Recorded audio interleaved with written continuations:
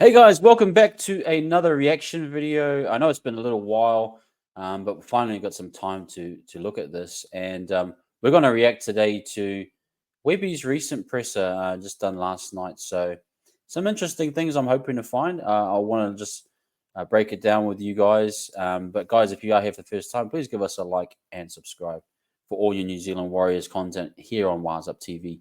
But let's get straight into it, guys. Let's see what Webby has to say. Do you have a lot more fitter players playing that you can choose from this week? Yeah, no, really happy about that. We're going to probably give Roger one more week just with some reps. I think he did like 4 reps with the team last week. He's been doing small drills and training, but hasn't done any of our bigger ones. So we'll name him in the 22 just in case, but we'll just make sure we get plenty of reps into him. And Shawnee. Just quickly on Rog, yeah, I think it's great, obviously great to have him back in. And I know the discussion around, should he play centre, wing, wherever it may be. I think it's just important that, he makes it back, that he's fit. And no doubt Webby and that have a plan for him moving forward.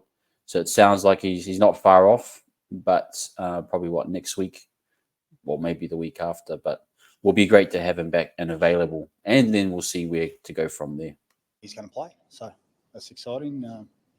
It'll look different to what it was before he got injured. So obviously Tamati's been an absolute success, and we're going to balance it up that they both get the shine, which is cool. Okay, so we got some info from the coach that it isn't going to be the same as what it was with Sean directing a lot of things. Tamati's been great, and it seems like they're going to balance it up. That's pretty clear from the coach what the intent is.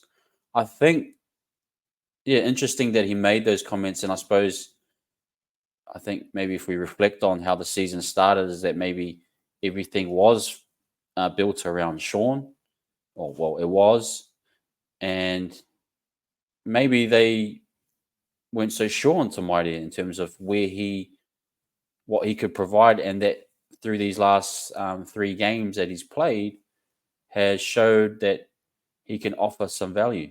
And it's just interesting that they now seem to think that because of what somebody's shown on the field, they want to then make the adjustment to having a balanced attack.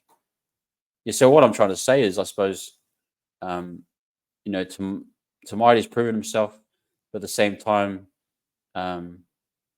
that cue, or maybe they didn't believe in him initially from that comment. Maybe that's or they didn't know, or they just saw things, and like we as fans saw it, and especially Penrith and Dolphins, and then going into last week's game, Cowboys, that it was pretty evident that you can run the offense well balanced either way.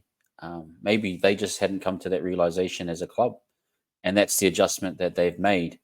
And now that they've figured that out, they've obviously engaged with Sean and Tamati and said, hey, this is what we want to do moving forward. So interesting in terms of it sounds as though that Sean, it was set up differently, not from just Sean making decisions, but from an actual coaching and attacking strategy perspective.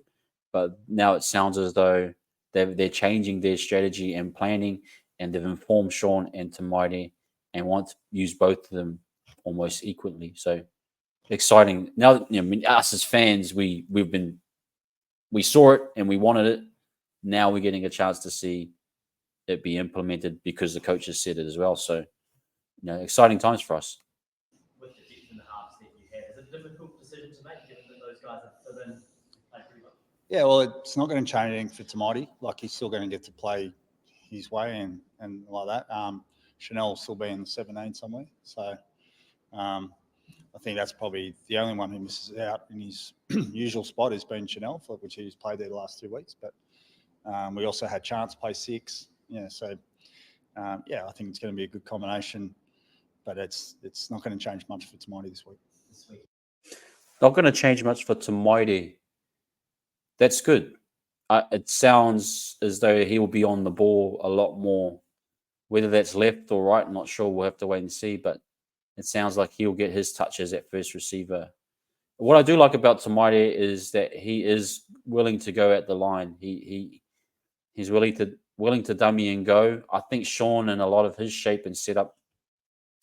Sean does go at the line. I'm not saying he doesn't, but Tamaiti is willing to take a run, a dummy and go type thing. Sean at this current stage is more definitely a setup guy, but not to say he doesn't take his fair share of hits. It just looks a little bit different. Tamaiti will fit in, I think, in terms of those sort of looks where he can. I think what I loved about him last week was that he would, see that the out the back and his outside was getting jammed and it wasn't on, and he just shot inside and then he can dummy and cut back as well. So I think for me, Tamaiti's finding his feet, finding his confidence. So I think this is perfect timing for Sean and Tamaiti to come together, and it should be a really well balanced attack. And then obviously, as Webby's saying, doesn't have to change too much for Tamaiti, which is good for me, which I like to hear. Yeah. Against Melbourne, how much do you look at them being number one in the comp at the moment to benchmark to where this team is? Yeah. We love the fact we're playing a good side. Got a lot of respect for them for a long time, what they've done in the NRL. We know if we get our best game on, we're going to give ourselves a huge chance to win. We're confident, but still a lot of respect. When we don't take for granted that we're going to narrow our focus on what's important for us and certainly be aware of what they're good at, because they're good at plenty. Yeah, fair comment. Webby saying, got to respect the Storm, of course. I suppose that's more of a generic comment, but yeah. When you select your team weekly, do you base it off week in, week out performances, or do you go back to, for example, Sean, plan A is going to play he slots back in when you can, or do you put some money back in? How do you You take into so many things. You take in the form, you take in the balance of the team. Can that player come back in and have a big impact? Can he slot back into what we're already doing? When the guy nearly wins the Daily M last year, it was unbelievable at times at the start of the year. I think it was only through him playing injured that we didn't see his best football, Sean. And he still wasn't terrible. So, and then Tamaiti's been a revelation. So we picked the team this week. Good player, needs to come back in. But how do we make sure Tamaiti gets to play the way he wants to play? We just balance up the team. Tamaiti's been a revelation. So now I kind of think that's confirming that idea that what they saw from Tamaiti was new information or revealing in terms of they may not have seen that before or on that stage or level. We might have been doing that at Cup. I haven't really watched, but it's a revelation in terms of now they see opportunities and want to give him that opportunity. And acknowledging Sean, and for anyone that's dissing Sean and saying he shouldn't be the 7th man, we got some fickle people out there. Sean will be fine, and we'll be acknowledging that he had been playing hurt. And again, he was doing literally everything on the park. At times I was watching those games thinking, shivers, Sean is trying to do everything. And that's a bad sign when Sean's on the ball way too much, trying to create. That's when errors happen. That's when, things happen. And it's not his fault. It's just that he's been asked. Everyone's just saying, "Here, bro, we'll pass you the ball. You figure it out." And so I think Webby's acknowledging that and of course reintegrating Sean. There will be a little bit of adjustment, obviously, but like you said, for anyone, it's like trying to figure out how they come back in. If they've made changes as a system, as a club, and if that player that's been injured has been out and knows the old system. Obviously they're reintegrating them through practice sessions and training and making sure that it's all working. But ultimately, the adaptability of the players, this is easy for them. Well, from what I've seen, they can change subtle styles and setups quite quickly, weekly. That's why I know the flexibility of the players. Sean's too smart. He knows the game too well not to adjust. So. And likewise, vice versa, Tamaiti, all of them, they're really experienced and they can adapt. So, yeah, I think that's what we'd be saying. To win that week, and that's the best way to do it. Andrew, why have Melbourne been so good for so long? I think they know their identity for so long. I feel like their club's built on values that they won't, they don't take for granted. They've done it, as you said, for so long, but whoever's been the next man up. You watch their big four left, and then the next thing is Pappenhausen, and it's Munster, Shoes. Interesting. Just quickly on the identity thing, I think it's exactly right. Like we as fans have known Melbourne for so long and what they stand for. Salary cap breaches and stuff. Just kidding, but like performance wise on the field, they know who they are, their identity, and that's why I'm a little bit still respecting them, obviously, for this game. Although I feel we will win. They know exactly who they are and what they're capable of, and next man up mentality, like you're saying. It's Grant. They're pretty good for substitutes to sort of keep carrying the torch for the club. And then I think all the other players around them just have such good values that the club believes in so much in. Have there been any replays of Xavier coach try this week? No.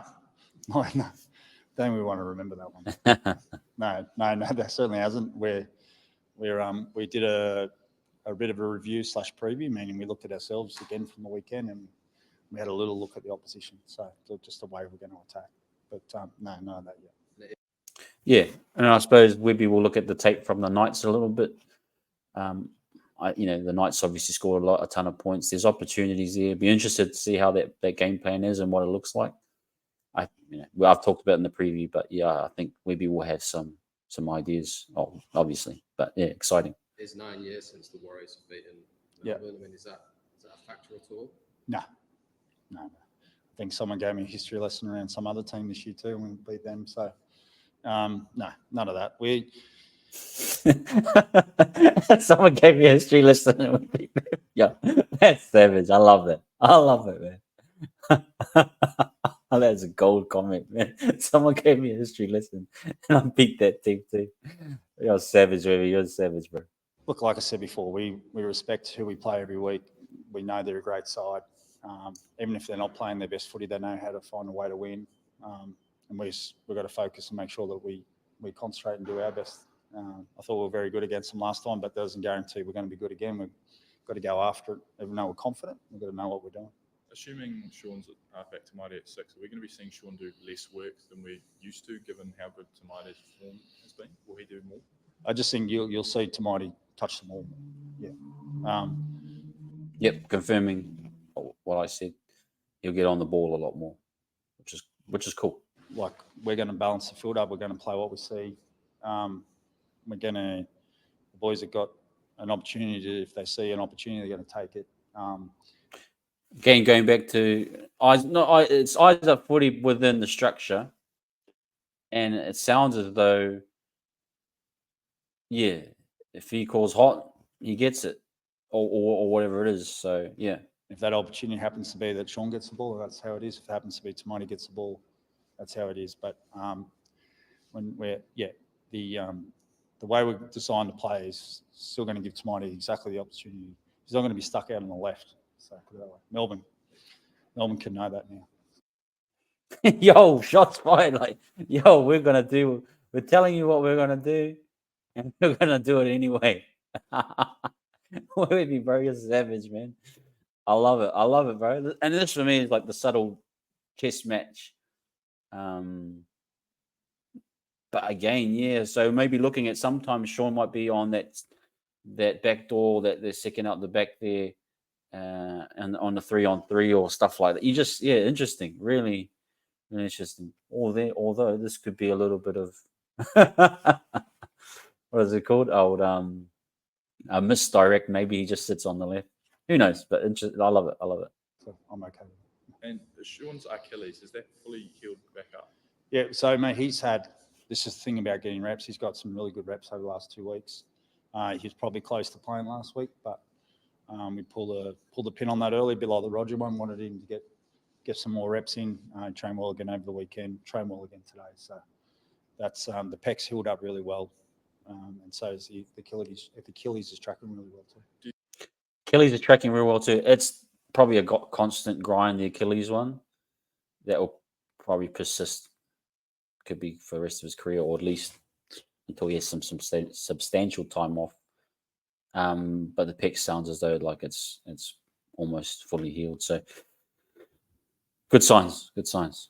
you think in a weird way Sean's pec injury's actually been really beneficial in terms of he's healed the Achilles, Tamai's emerged, it's really good form. Chanel, Chance, people have stepped up, and now you've got more options. I think it's always a silver lining, isn't there? Like you're forced to make decisions, and those decisions end up being right ones, where it gets to showcase somebody else, and then they're confident, and then the player returns with confidence, and Sean just wants to fit into what the team needs, and then I think you got to threat both sides of the field. So I think it's really cool.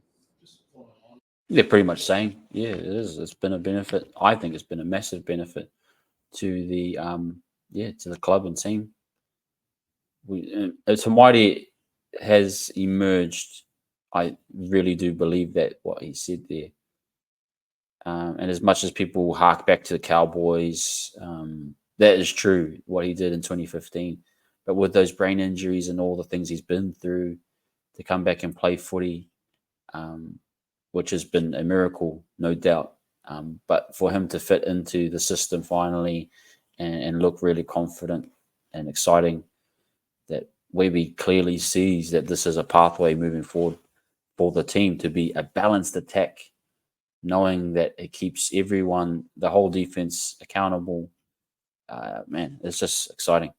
How are you feeling coming out of the last few weeks, being presented with all of those challenges and now being back to almost a full squad? Yep. How's that feel for you as a coach? It's funny, like the better you go and the more players you get back, there's still the same challenges, because how do you fit them all in? How do you play with the style you want to play? Against the Dolphins, we had a heap of injuries. We had injuries on game day. We literally took the field that night. The boys did with complete clarity. So we were moving things around, but we knew what we were doing. The week before against the Panthers, it all looked different again, you know. So, I mean, now we'd rather just have everyone available every week. But just because we got everyone back, that's been another challenge, is to move around. And it's a good headache to have, isn't it? You know, when you got everyone available, you've got to make sure all the pieces fall in really well. I think it's another acknowledgement to Webby and the staff that as pieces have come in, things have looked slightly different each week. I mean, you know, if you're watching the tape and every week something's a little bit different in the way they attack. It's not always the stock standard same reps, and I love that. And I love that he's, you know, adjusting things from a coaching perspective, but also the guys that are coming in are making subtle changes. Like for me, example, the fact that we're not getting jammed as much is credit to the team, you know, putting pressure on the edge back row area of the park. You know, we're seeing different things that are making reactions and making teams react differently. We saw again the comeback of the double leads, and that's because they've, you know, figured out stuff from video that they can do that against the Cowboys, or, you know, different styles against the Dolphins, whoever it may be. So I think this team is really adaptable, really flexible, and the coaching staff, I think, are just really, really onto it. You know, obviously starting with the head coach. And you kind of touched on it before, but it's fair to say that the strategy on the halves to make sure it's developed as it's gone along. Yeah. Would that have happened whether there would have been injuries or not? No, that's the thing I don't know. I mean, something had to change. Like I believe that it wasn't looking as good as it could. And I just didn't feel like it's given Tamati this opportunity and so much confidence, you know. So what would have happened, I never know. But I also believe if Sean was doing every rep of training and wasn't struggling with Eagles, we may have been killing it, you know what I mean, before he left. So there's lots of different reasons why we were in that situation. But yeah, like something good's come out of this. That's it. That's ultimately it. And you would never have known if Metcalf got injured, if Sean got injured. You would never have known, really. I think in terms of they had a set plan going with SJ and Metcalf for the year, probably, and understandably so. We understand Metcalf's abilities. And Tamati coming back from injury hadn't really hit his stride and figured it out what worked, and obviously coming back into the offense as a 5'8" didn't work when he came back in. Obviously, you know, the games against, you know, that when he first came back after Metcalf, they just didn't click, him and Sean and what they'd set up. And like Webby said, with Sean going out and Tamati moving in, they had to make an adjustment. And they fell on something good, and I feel good moving forward that they will get better results because I think they've changed their mindset. And I love that about a coach that's adaptable and saying, usually you'd say, oh, well, my system's unbeatable. I'm not going to change it. It will get right. Even though we'll lose 10 games, it'll finally work itself out. Like he's like, no, the system isn't working. I need to make some adjustments. They've done it. It's been effective. It's provided results. That's great. That's great coaching. That's great changing. That's great everything. And just lastly, Mitch Barnett available for this? Yep. Yeah. He's just been away, Mitch. Like, he's had a baby, which a lot of people didn't know. Travelled home for it. Went back to Origin. Like, he's been in probably 1,000 team meetings over the last, and then he flies straight from there to Townsville, plays well again, sits in our meetings, and then comes home, needs to spend time with his family. So he trained early this morning, and then we sent him home. And there's been a bit of noise around this team opening the next season in Las Vegas. Yep. Anything about that? So just quickly on Mitch Barnett, what a man. He's had a massive 2 weeks, bro. Like we've been saying, to Origin, came back, then went back to Origin, came back, flew up to Townsville, played a game, came back. Nah, I mean, love you, Mitchie. Love you, Mitchie. I don't know yet. I know we're a chance, but yeah. Are you hopeful that? Yeah, look, the opportunity to show the Wars all around the world is pretty cool, isn't it? Like, particularly in America. So we've got something special off. I think we'd be the most supported team there, if you ask me. I think majority of the fans will be ours, which will be, that's where it kind of happens wherever we go at the moment. Warriors in Vegas 2025, that would be massive. Like, can someone buy me a ticket, please? Nah, I honestly, bro, I reckon if they announce it now or close to, bro, our fan base will be massive over there, no doubt. Absolutely. Yeah, like, and if it doesn't happen, I'm fine. Like, I've got no interest to go to Vegas. I've been there before. Just for me. Probably too many times. Sorry, just for me. Jersey Fleet boys just got back from Fiji. Yeah. How important is that for young players' development, just going on those trips, getting your money? Yeah, I think it is. I think also, like, spreading the game. I love how Fiji are investing in that. I know there's a big thing around Papua New Guinea at the moment. I just think spreading the game everywhere we go is really cool. And I think our young boys get that opportunity to go abroad and do that. I mean, they get to go to Australia, but that's pretty a culture they're probably used to, a lot of them. So yeah, I'm glad that they get that opportunity, but I'm also glad for the game, the world game as well. I think it's really cool to keep developing it. It's pretty cool actually to go over to Fiji. I know they're doing good stuff over there. I think it's the Silk Tails. Didn't know they had a Jersey flag team. That's pretty cool. But yeah, growing the game, man. That's what it's all about. Just lastly for me, talked about PNG. There's talks of another NRL club coming in, also there's Christchurch as well. Do you have a preference of where the next club should base themselves? No, I'd stay out of politics. I really do hope that we keep one team in New Zealand for a lot longer. Just keep making this product even better. And there's certainly no complacency from us as a club, as players or staff or anyone in the club that works here, that we've hit where we want to hit. So I'd like us to nail that first before we did that.